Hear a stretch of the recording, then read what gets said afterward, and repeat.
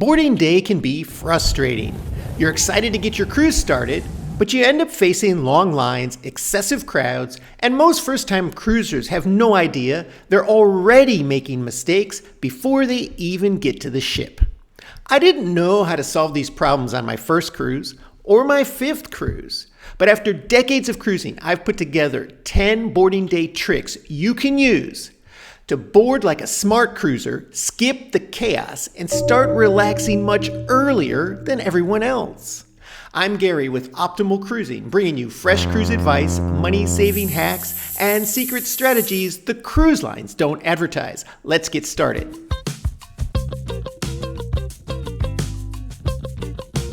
I started cruising well before the internet and cell phones were a real thing. And back then, the check-in process was much more tedious. But these days, it can be done completely online.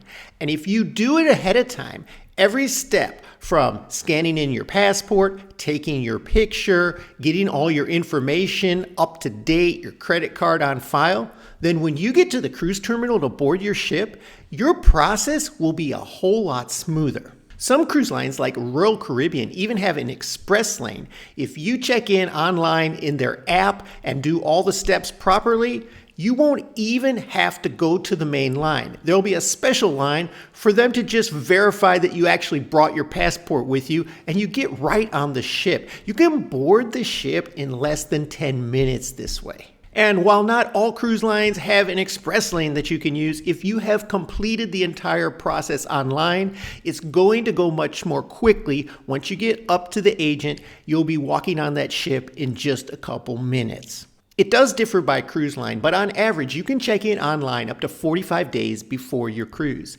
And it's to your advantage to do that check-in right away. I'm going to tell you about that next. What I do as soon as I book a cruise, I make sure that I have that cruise line's app on my phone. I make sure I have an account and I log in to see when I can check in. Most of these apps or even on the website will have a countdown once you log into your account telling you when you can check in for your cruise and when your cruise actually begins. And I'm going to make sure that I check in on that first day because it gives me a slight advantage. Time windows for check-in on boarding day are given out on a first-come, first-served basis in most cases. So if you're one of the first ones to check in online, you're going to have a pick of all the timing windows. If you do the online check-in late, a few weeks or a couple days before your cruise, you may be stuck with just one window that doesn't suit you. Now, not all time windows are for everybody. If you want to get that cruise started right away and you want to start relaxing by the pool, check in early window time. It also gives you an advantage because you'll be on the ship before a lot of passengers start filling it up. However, if you're the kind of person that likes to go straight to your room, you just want to relax in the cabin and start unpacking, you might want a later time window because those cabins in most cases will not be ready until 1:30 or 2 or sometimes even later in the afternoon. So if you have a 2 o'clock check-in window, you'll be in perfect shape to just check in, walk on board, go right to your cabin and get situated. But before you even get to the cruise terminal, there's something you want to do to make sure that your luggage does not get separated from you. A friend of mine went on a cruise not too long ago and ended up without any clothes because his bag didn't make the ship. In fact, it was waiting for him at the cruise terminal when he got back from his cruise because he didn't properly attach those luggage tags that you print out after you do your online check-in.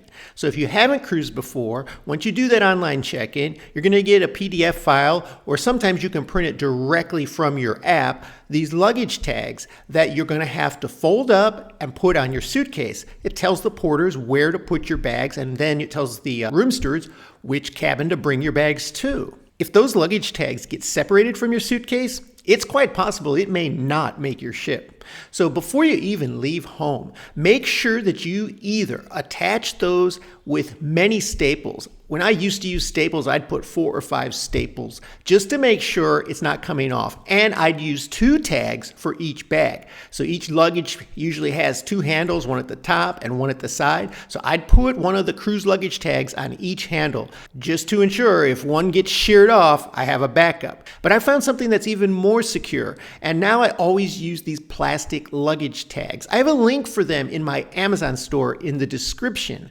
And you can just attach these to your suitcase. It has a metal band with a screw that locks it in place, and you just slide your cruise luggage tag right inside. It's see-through and makes it easy for the porters and everybody to know where your bag's supposed to go, and it's much less likely to get ripped off of your suitcase. The last thing you want to do is tape these things together on your bag, because that's what my friend did, and I guess the tape didn't adhere that well, and the tag was totally missing.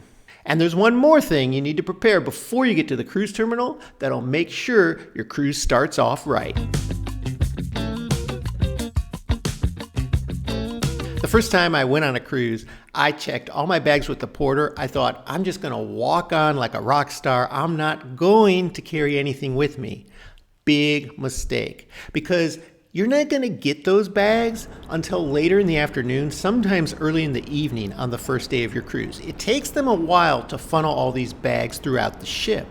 So you definitely need to pack a carry-on that you bring with you and carry on board that has everything you're going to need that first day, including items like your sunscreen, a swimsuit, or a change of clothes if you're wearing your swimsuit. And you're also going to want to have in there any medications that you might need that first day, just in case your luggage arrives a little bit late. And don't forget, you have to have your travel documents on hand. Don't be one of these passengers that puts them in the suitcase and gives that suitcase to the porter. People have missed their entire cruise doing that. What are some must-have items for your carry-on that you absolutely can't do without that first day of your cruise? Let me know. Put it in the comments below.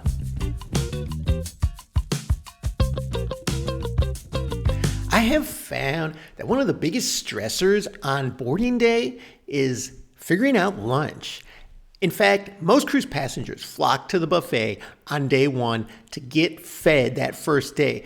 Seems like they starved themselves before getting on the ship, had no breakfast, and that's the first place everybody goes, and it's completely crowded and packed, unless you're one of the first people on board. So if you pick an early boarding time and you're going to get there at, say, 11 o'clock, go ahead straight to the buffet, enjoy it, eat before the crowds start piling in. If, however, you're going to board a little bit later, anytime really after about 11:30, 12, avoid the buffet. What you want to do first is get some of those key photo ops. You're going to have basically the ship uncrowded in public areas for those first couple hours. Everybody's still boarding and eating. So if you want that picture on that sky bridge, that infinity bridge, you want a picture at the front of the ship, go walk around, explore a little bit, take those pictures.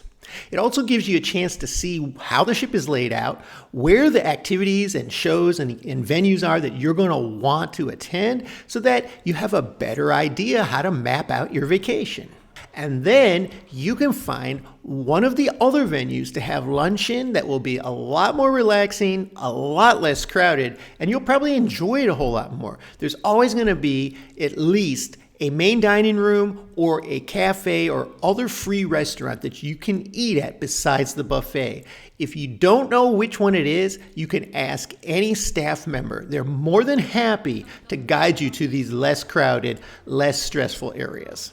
And then once your rooms are ready for you, normally between 1:30 and 2:30, there's a couple steps you can't miss. One thing I really enjoy on a cruise is having a bucket of ice kept fresh in my room. And so on the first day of the cruise, I will always figure out who my room steward is and give him a $20 tip.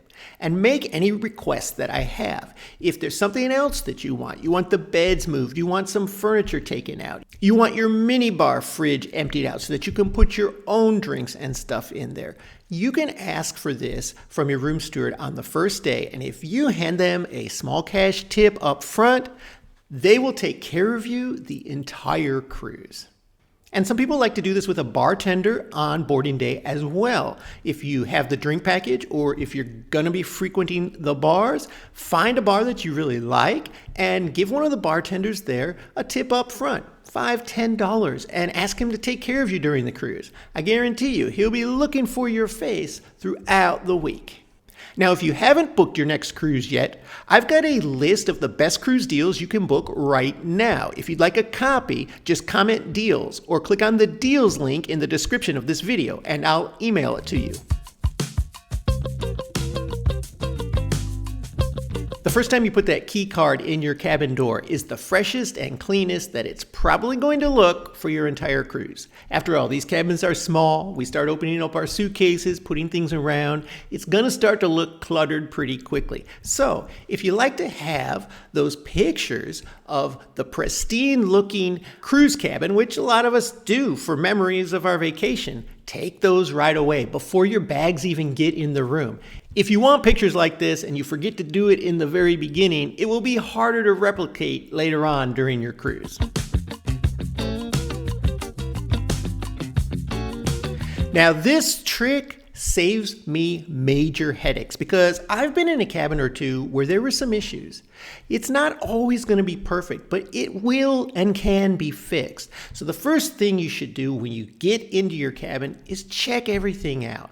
Make sure everything in the bathroom works. The toilet flushes, the sinks drain. Make sure the AC comes on and is cold, or the temperature can be adjusted and adjusts to your liking.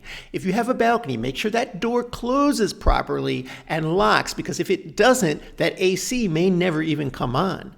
And check that everything is functioning, your refrigerator, your lights, your TV, because if you have any issues, this is the day to go straight to your cabin steward and report them, because they'll get fixed first and much earlier than if you report them later on. Don't forget, there's thousands of other cruisers on this ship. There's bound to be a few issues, and those who get those issues reported first will get them taken care of first. But those aren't the only things you want to be first in line for.